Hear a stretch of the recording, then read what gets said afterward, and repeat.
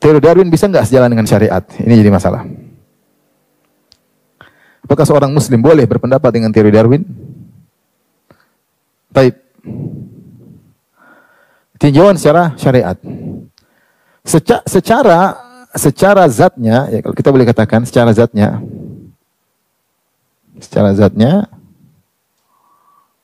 teori Darwin tidak menafikan adanya Tuhan. Meskipun teori ini didukung oleh orang-orang ateis, tapi secara zatnya dia tidak menafikan adanya Tuhan. Kenapa? Karena dia meyakini ada unsur pertama yang dibuat, paham? Ada alam yang ada tersedia sehingga terjadi seleksi. Jadi ada instrumen-instrumen yang ada sehingga terjadilah evolusi tersebut. Instrumen ini bisa Tuhan yang menyediakan misalnya. Jadi teori ini secara zatnya tidak tidak menafikan adanya apa? Tuhan. Tetapi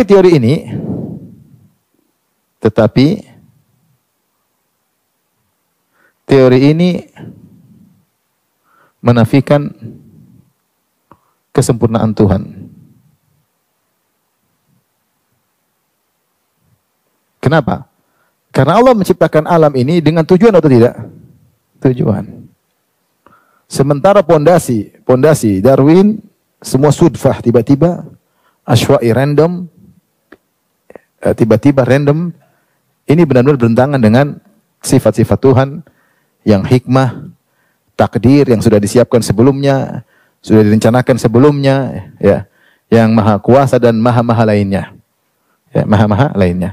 Jadi seakan-akan alam semesta ini terjadi menurut teori Darwin. Seperti ada ledakan tiba-tiba tanpa ada peraturan, tiba-tiba terjadi dengan baik, ya. Seperti kita ada dua gambaran, dua orang ahli pelukis. Satu pelukis, dia ahli lukisan abstrak. Dia bikin lukisan abstrak. Ketika orang lihat yang ahli lukisan abstrak, oh ini lukisan bagus sekali. Kita mungkin nggak ngerti. Tapi orang lain lukisan abstrak bagus sekali. Kenapa? Paduan warnanya bagus, komposisi warnanya bagus. Ini pasti sebelum dia bikin, dia pasti sudah renungkan atau belum? Dia sudah pikirkan, dia sudah canangkan, dia bikin maka jadi indah. Lain halnya, kalau ada orang buta nggak bisa melukis, dia ambil cat, campur-campur, dia lempar di kanvas abstrak. Ini terjadi kebetulan, jadi begitu, tanpa dipikirkan, tanpa diketahui. Ini orang buta tidak punya ilmu sama sekali, semuanya kebetulan. Nah, menurut teori Darwin, alam terjadi seperti orang buta ini, paham? Menurut orang beriman, alam ya seperti pelukis tadi, yang memang sebelum dia melukis, dia sudah mengetahui segala ilmunya. Paham? Di sini tahu bahwasanya teori Darwin itu menafikan kesempurnaan Allah. Seakan-akan Tuhan ini ketika buat tidak ngerti apa-apa, kemudian random begitu aja. Tanpa ada tujuan, tanpa ada takdir sebelumnya, tanpa ilmu sebelumnya. Ini menafikan kesempurnaan apa? Tuhan. Ini masalah besar. Karena di antara pondasi Darwin adalah asywaiyah, yaitu random. Tidak teratur. Sudfah, kebetulan. Dan lain-lain yang itu bertentangan dengan adanya sang pencipta yang merencanakan sebelumnya. Kemudian juga masalah besar terkait dengan Nabi Adam. Masalah besar terkait dengan Adam alaihissalam. Adam diciptakan tanpa melalui apa? Sel sebelumnya. Tiba-tiba diciptakan dari tanah, ya. Ya, Adam min turab. Allah ciptakan Adam. Inna mathala Isa indallahi kamathali Adam khalaqahu min turabin tsumma qala kun fayakun. Allah ciptakan dari tanah, Allah bilang jadi maka jadilah, tanpa proses evolusi. Bukan dari monyet, ya, dan yang lainnya. Dan kita meyakini kita juga dari Adam, paham? Jadi teori dari ini bertentangan dengan syariat. Karena kita yakin kita semua berada dari mana? Dari Adam. Justru sebaliknya, para ulama mengatakan Adam adalah sosok yang sempurna. Kemudian semakin mengecil. Ada prototipe yang pertama yang Allah ciptakan dengan kedua tangannya yang sangat sempurna, Adam alaihissalam. Makanya wa 'allama Adam al-asma kullah. Ketika Allah mengajarkan segala sesuatu pada Adam, Adam mampu untuk memahami. Kita diajar semuanya, kita nggak paham. Ha? Makanya manusia nanti kalau masuk surga tingginya seperti Adam.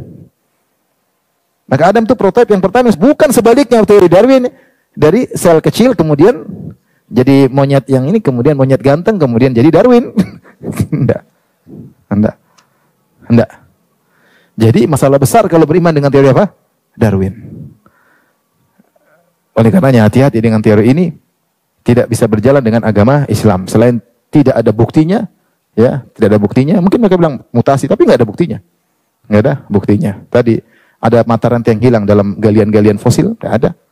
Bagi pula bertentangan dengan syariat Islam, menafikan kesempurnaan Allah dan masalah besar terkait dengan Adam alaihi salam, yang kita manusia berasal dari Adam alaihi salam.